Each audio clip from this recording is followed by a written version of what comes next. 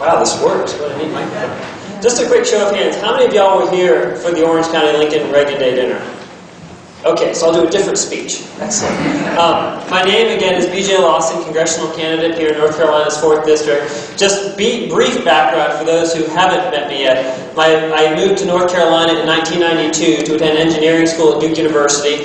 After graduating with degrees in electrical and biomedical engineering, I then went to medical school at Duke, and then went into surgical residency also at Duke. I have the student loans to prove all of that out. So I since discovered that if I'd been really intelligent and knew what I knew now, I would have been looking very carefully at becoming perhaps a state resident, going to the wonderful medical school at UNC, where you can get the same degree for a lot less money. Having said that, the education was very important because it taught me a very important lesson about the dangers of debt, the dangers of too much debt. And that danger was really further enhanced by my journey in starting a hospital software company out of surgical residency, where I became even more embroiled and interested in the way our economic system works. And folks, that's the reason why I'm running for Congress and why I ran for Congress in 2008. My wife and I have 3 wonderful kids, and I am desperately concerned about the economic shape that we're in and the direction that we're taking our country. What I mean by that is when I was starting our software business, we were growing our business through the implementation of a law called Sarbanes-Oxley. Anyone ever heard of Sarbanes-Oxley before? Does anyone know why we passed Sarbanes-Oxley? What was the company that spawned Sarbanes-Oxley? Enron, exactly. Now what happened to Enron? Enron started out as one of the world's largest energy companies. Yet within a period of time of about 4 weeks, it went from being one of the world's largest energy companies to being a bankrupt hollow shell of nothing, with lawsuits and criminal prosecutions to follow. What was it that brought Enron down? Fraud, exactly. Lying.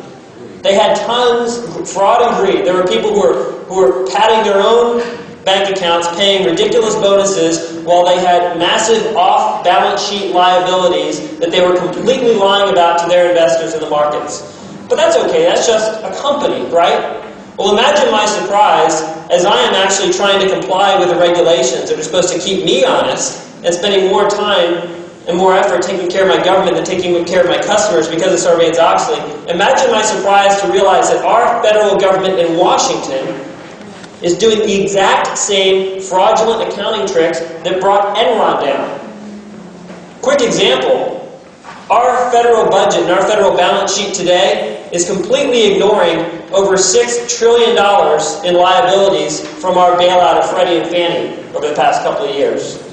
Those are off-balance sheet liabilities that we are not being honest about, that Washington is not being honest about. We have an entire banking system that is not being honest about the value of its assets, as we've suspended, Congress has suspended mark-to-market accounting in an effort to keep kicking this can of more and more debt down the road. And folks, this is what I am really passionate about, is that I started a campaign in 2008 to beat David Price. Our national debt was just over $9 trillion. Now it's over $12.6 trillion. It took President Bush 4 years to raise our national debt by $2 trillion. It's taken Barack Obama 434 days. This is debt, folks. This has to be paid back. We have 2 choices. There's default or there's inflation. Either one of those choices comes with a healthy dose of civil unrest and people who get really fed up. And frankly, I think the unrest is helpful. The fact that we have poor turnout today because people aren't in Washington today is helpful. But yet, at the same time that I'm really concerned about what's going on, I know that there is an answer. There's a path out of this. And the path is very simple. It's a federal government that lives within its constitutional mandate and lives within its means. When I ran in 2008, we gave out 50,000 copies of our Constitution and Declaration of Independence. Because Washington has a rule book. They just don't follow it. Now, that may sound extreme to many people to say, oh, if it's not in Article 1, Section 8, I'm going to vote against it. Well, yes, that's right. Because I think it's time that we have people up in Washington, just as we need people in Raleigh who stand on principle. And we need people who vote no, and say we need to take our power economically and politically back to a more local level so we can create our own jobs, create our own businesses, and grow our economy and our communities from the grassroots. That's all I'm about. My record, folks, as far as I've been accused of many things in this election. I've been accused of not being a Republican. I've been a Republican since I was age 18. I've been accused of not being a conservative. I don't know what's more conservative than a constitutional federal government. So that's where it comes down for me. This is a rule book, this is a job description. If you want someone who will go to Washington and faithfully execute a limited federal government that lives within its constitutional means and mandate, vote for me. If you want someone who's going to go up and perpetuate the status quo and seek to join the political class, don't vote for me. Thank you very much.